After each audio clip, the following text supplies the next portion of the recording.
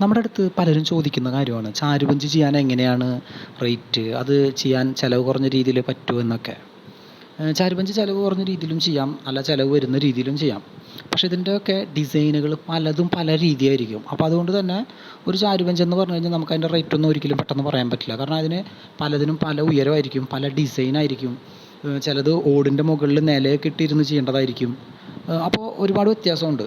ഇപ്പോൾ ഈ ഒരു ചാരുപഞ്ച് ചെയ്യാന്ന് പറഞ്ഞു കഴിഞ്ഞാൽ അത്യാവശ്യം റേറ്റ് വരുന്ന രീതിയിലുള്ളൊരു വർക്കാണ്. അതായത് ഇത് നല്ല രീതിയിൽ പേപ്പർ ചെയ്ത് സ്പോട്ട് വർക്കൊക്കെ ചെയ്ത് ഇതിൽ PS ഗ്രേ അടിച്ച് അതിന് മുകളിൽ MRFൻ്റെ ഡൂറോത്തിൻ പെയിൻ്റ് അടിച്ച് MRFൻ്റെ തന്നെ PU സീലറും PU മാറ്റുമാണ് അടിക്കുന്നത്. അങ്ങനെ ചെയ്യുമ്പോൾ നല്ലൊരു റേറ്റ് വരും. അപ്പോൾ ഒരു സാധാരണക്കാർക്ക് ചെയ്യാൻ പറ്റുന്ന ഏറ്റവും നല്ല സിമ്പിളായിട്ടുള്ള രീതി എന്ന് പറയുന്നത് ഇത് നല്ല രീതിയിൽ കംപ്ലൈൻ്റ് ഒക്കെ ആവുന്നതിന് മുന്നേ ആണെങ്കിൽ എപ്പോഴും അവിടെ ഇവിടെയൊക്കെ ഒന്ന് ടച്ച് ചെയ്യാനുള്ളൂ എന്നുണ്ടെങ്കിൽ അവിടെ ഒന്ന് ടച്ചപ്പ് വർക്ക് ചെയ്ത് ക്ലിയർ അടിക്കുക.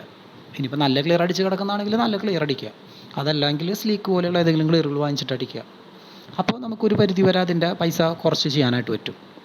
പിന്നെയുള്ള ഒരു രീതി എന്ന് പറയുന്നത് അത് നന്നായി കേട് വന്നിട്ടുണ്ട് എങ്കിൽ നമ്മൾ അത് ഒക്കെ ഒന്ന് പേപ്പർ ചെയ്ത് അതിന് മുകളിൽ എനാമൽ പെയിൻ്റ് അടിക്കുക, അതല്ലെങ്കിൽ എമൽഷൻ അടിക്കുക. ഏതെങ്കിലും നല്ല അപെക്സ് ഒക്കെ പോലെയുള്ള ഏതെങ്കിലും എമൽഷനിൽ തേക്കിൻ്റെ കളർ വാങ്ങിച്ചടിച്ചിട്ട് അതിൻ്റെ മുകളിൽ ഒരു സിമ്പിളായിട്ടുള്ള വുഡ് ഗ്രെയിൻസ് കൊടുത്ത് കംപ്രസറിൽ വേണമെങ്കിൽ കംപ്രസറിൽ ക്ലിയർ അടിക്കാം, അതല്ലെങ്കിൽ ബ്രഷിൽ ക്ലിയർ അടിക്കാം. ബ്രഷിൽ അടിക്കുമ്പോൾ ചിലവ് കുറച്ചുകൂടെ കുറയും. കംപ്രസറാകുമ്പോൾ അത് പേപ്പർ ഒട്ടിച്ച് പിടിച്ച് ഒക്കെ വരുന്ന ആ ഒരു ബുദ്ധിമുട്ട് അങ്ങനെയൊക്കെയുള്ള രീതിയിലാണ് ഇപ്പോൾ ഇതിനെ പൈസ കുറച്ച് ചെയ്യാൻ പറ്റുക. പക്ഷേ നല്ല രീതിയിൽ ഇതുപോലെ PU സീലറും PU ക്ലിയറൊക്കെ അടിച്ച് ചെയ്യുമ്പോൾ നല്ലൊരു റേറ്റ് വരും. സാധാരണക്കാർക്ക് ചെയ്യാമെന്ന് പറയുന്നത് ഒരിക്കലും സാധാരണക്കാർ ചെയ്യാറില്ല. കാരണം വളരെയധികം പൈസ ചിലവാകുന്നതുകൊണ്ട് തന്നെ എപ്പോഴും വെറുതെ വല്ല ഇനാമൽ പെയിൻ്റ് അടിച്ചിട്ടോ അല്ലെങ്കിൽ വല്ല എമൽഷൻ്റെ തേക്കിൻ്റെ കളർ വാങ്ങിച്ച് വെറുതെ വരയ്ക്കൊന്നും വേണ്ട, ക്ലിയറൊന്നും അടിക്കേണ്ട, അങ്ങനെ ഒറ്റ കളർ അടിച്ചിട്ടോ എന്നാണ് പറയാറ്. നമ്മുടെ അനുഭവം അങ്ങനെയാണ്.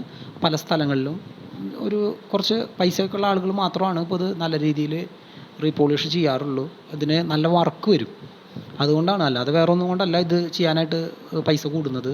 പിന്നെ ഇത് ചിലവ് കുറഞ്ഞ രീതി എന്ന് പറയുന്നത് ഈ എനാമൽ അടിച്ച് ചെയ്യുന്ന ഒരു മെത്തേഡ് തന്നെയാണ് ഇതിൽ ചിലവ് കുറഞ്ഞ ഒരു രീതി. അല്ലാതെ ഇതിന് പ്രത്യേകിച്ച് വേറെ രീതിയൊന്നുമില്ല. പണ്ട് കാലത്ത് ഫെവിക്കോളിലൊക്കെ കളർ അടിക്കാറുണ്ട്, പക്ഷേ ഇപ്പോൾ ഒന്നും ആരും അങ്ങനെ ഫെവിക്കോളിൽ കളർ അടിക്കാറില്ല.